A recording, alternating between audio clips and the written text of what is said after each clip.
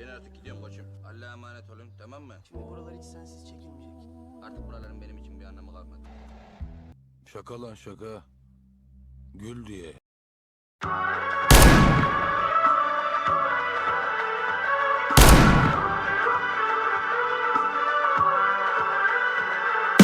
Üşütme öksürükle sökersin.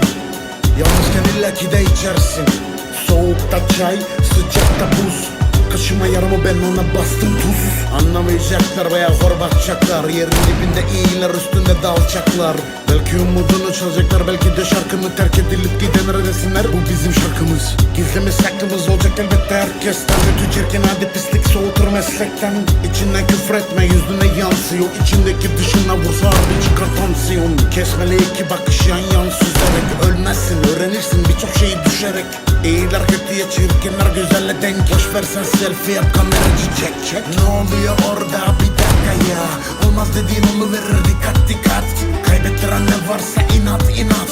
Yokluk varını satar fiyat fiyat. Ne oluyor orada bir dakika ya. Olmaz dediğin oluverir, dikkat dikkat. Kaybettiren ne varsa inat inat. Yokluk varını satar fiyat fiyat.